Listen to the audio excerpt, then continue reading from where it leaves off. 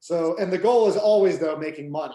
I'm not really interested with just talking about these things to just educate. The goal is ultimately, well, let's learn about this, let's figure it out, and then what's going to benefit my readers. And so I try to find investments that will do well based on what these people who have their hands on the levers of the economy and global monetary policy, what's going to benefit from those decisions they're making.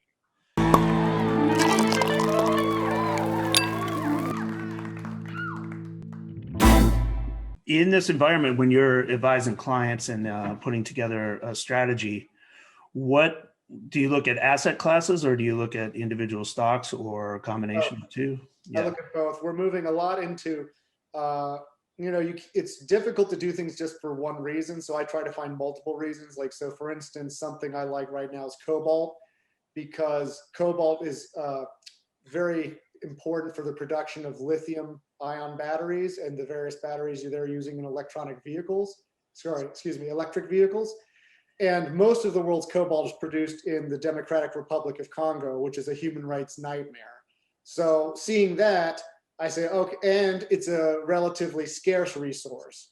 So I see that, I say, okay, it's scarcity, we're entering an inflationary regime. This is something that politically is very tolerable and acceptable. Everybody wants electric cars now, at least policymakers do. And then I find a resource of cobalt that's, say, in the United States, one that's not in the Democratic Republic of Congo. And that, to me, would be an alignment of factors that I really like. So there's a company called Jervois Mining. We bought that in Strategic Impact. I believe it was in July. We're up 100% already. So things like that is what catches my attention. Lithium's another one. We own some palladium. We own a lot of mining stocks. And I also look for companies, individual companies that are just very aggressive growth companies. The reason I do that is because A, those tend to do better during inflation, but B, if you're in a regime in which bond yields are very low and your economic growth is low, you find investors are willing to pay a premium for growth. So if you can find a company that's growing at like 30% year over year in terms of sales, that company is going to trade at a multiple that's so much farther out there than what it would be paid for if, say, bond yields were at 5%. So that's why I liked, for instance, Yeti, which we bought pretty early on in the pandemic. That's up over 70%.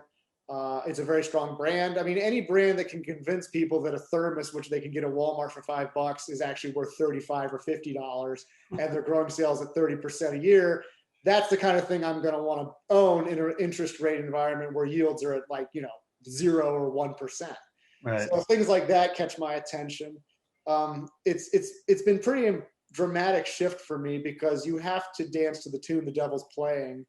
And, as a person, I might think it's ludicrous to pay, say, 60 times earnings for something, but those are some of the best stocks currently, is these high growth, cloud-based things, or Yeti, or things like that. Things, either a brand that someone's willing to pay a lot more money for, even though it's roughly the same as a cheaper thing, or a company that's somehow involved with remote working, like DocuSign or Twilio, some of these cloud-based technologies where basically it allows corporations to work remotely. So Twilio does text messaging, and they basically go along from everybody from Netflix to Airbnb to the Red Cross, and they allow them to use their infrastructure for text messaging services. So when you go to Airbnb, instead of having to make a phone call or be on the internet with your computer, you can now be on your cell phone, you make the order, you get a text message right away from them, click the link. Well, Twilio is a company that provides that servicing to corporations. So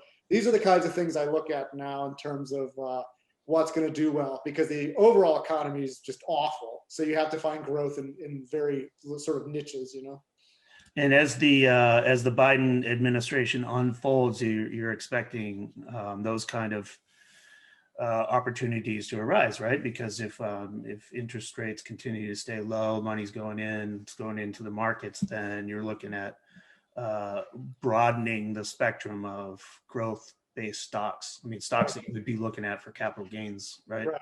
Yeah. Yep, exactly. So let's. I just want to give give readers, viewers an opportunity to understand what strategic impact is. Mhm. Obviously, it covers a lot of the themes that we've talked about today, but maybe you could just kind of sum it up and let people know the kind of work you're doing and how they can benefit from it. Sure. So it's Strategic Impact is a front-end newsletter. It's a monthly. We do monthly issues that are longer that have an investment pick, and then we do sort of weekly updates the other 3 weeks of the month. The idea behind it is how to strategically deploy capital based on the impact of policymakers' decisions. So, if the Fed does something, if Joe Biden does something, it's that idea I was saying earlier. You have to sort of dance the tune the devil's playing. You have to react to how the world actually is, not what you think should be happening. And so I look at policymakers, I look at the macro picture of the economy, and I try to add all that up together, and I look at, well, what will benefit from this? And it's very challenging at times because I really have to put my personal ego, like many of my views, just completely to the side and just objectively try and see what's happening and what would benefit from that.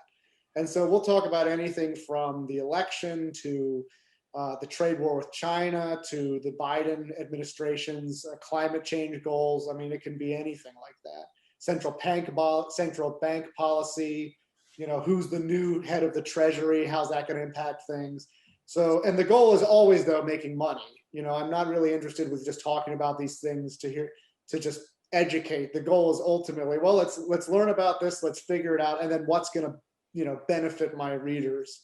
And so I try to find investments that will do well based on what these people who have their hands on the levers of the economy and global monetary policy, what's going to benefit from those decisions they're making. You also you author a free e-letter called Money in Crisis. I've been reading along, and you're covering many of these same themes. So say the Fed minutes come out from one of their meetings or whatever, you generally not just summarize what was said, but analyze it and publish that as well. Yeah, I try to find what's the useful information and what's something that's going to actually change how the markets react. At the end of the day, for me, other than just informing people, the goal is always how is the market going to react to this, and how do we deploy our money so that we benefit from it. In my line of work, there's a lot of people who do a really good job of analyzing things, but then they don't really put their money to work in a way that makes sense. I mean, the gold bugs are a great example. If you were a gold bug from 2011 to 2016, it was very hard to make a lot of money because gold was in a sort of secular downtrend. Me personally, I love gold as an investment, but my goal is always how do you invest in that particular environment. Gold's been great lately, but for me, I have to be very agnostic. I have nothing against gold or Bitcoin or any asset class. I just have to find what's the uptrend and where's the gains going to come from.